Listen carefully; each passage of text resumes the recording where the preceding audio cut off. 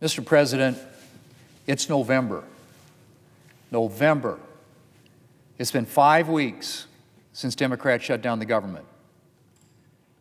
And once again, we start this week by asking, is this the week that Democrats end their shutdown? Mr. President, I've said it before that there are no winners in a government shutdown. There are no winners, but there are plenty of losers. Chief among them is the American people. As the senior Democrat from Virginia said just last year, and I quote, "Shutdowns aren't victimless crimes," end quote. And after 5 weeks, Mr. President, the victims of the Democrat shutdown are starting to pile up. Military families have turned to food banks in significant numbers. And they're not the only ones. Food banks in this area and around the country have seen an influx of federal workers who are missing paychecks due to the shutdown. And things are set to get much worse with SNAP running on limited emergency funds and its future uncertain. Thanks to Democrats, millions more Americans, millions, Mr. President, are now at risk of going hungry. And yet the Democrat shutdown marches on. And of course, letting Americans go hungry is just the beginning. Thanks to Democrats, Head Start programs are beginning to close. Housing assistance programs are at risk. Seniors and people in rural areas can't access telehealth services. National Guard training is on hold. Veterans programs are on pause. I'm sorry to say I could go on. Actually, I could go on for a while. Shutdowns have consequences, and the pain is being felt around the country. Mr. President, last week it seemed that Democrats were beginning to acknowledge that their shutdown is having consequences. We even heard Democrats express concern that Americans were suffering. But when they were given the chance to end all of that suffering, the vast majority of Democrats in this body were perfectly willing to prolong the shutdown and the American people's pain. The vast majority of Democrats voted once again against a clean continuing resolution, the only bill on offer that could end all this suffering literally in a matter of hours. It is the only bill in the Senate that would fix every single issue I just mentioned.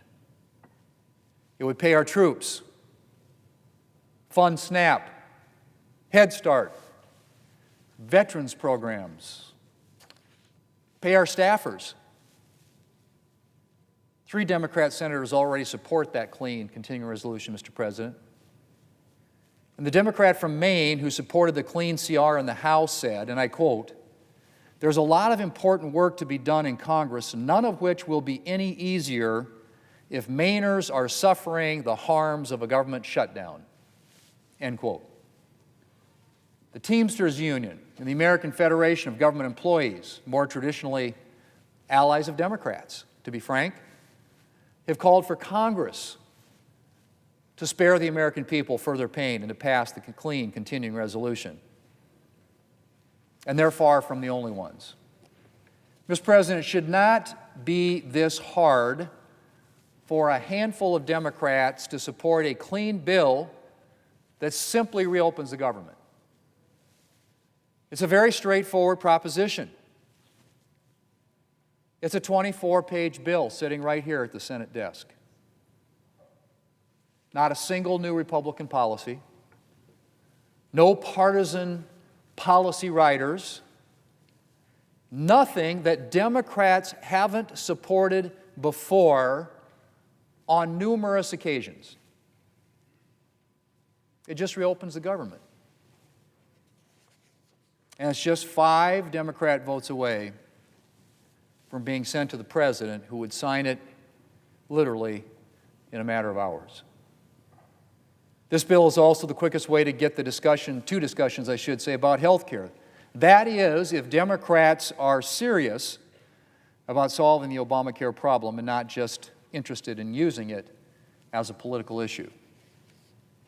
As I've said more times than I can count, Republicans are more than willing to have a health care discussion with Democrats. In fact, had Democrats voted to reopen the government last week, President Trump would be meeting with them this week. Unlike Democrats who want to continue papering over the unaffordability of Obamacare forevermore, Republicans have ideas for actually lowering health care costs. And lowering costs not just for Americans on Obamacare, but also for seniors, vulnerable Americans, and the majority of Americans who get their health care through their employers. And so we're ready and willing to have that discussion. But first, Democrats need to stop playing politics with people's lives and reopen the government. Mr. President, airline travel is snarled. Small businesses are suffering. Hundreds of thousands of Americans are working without pay.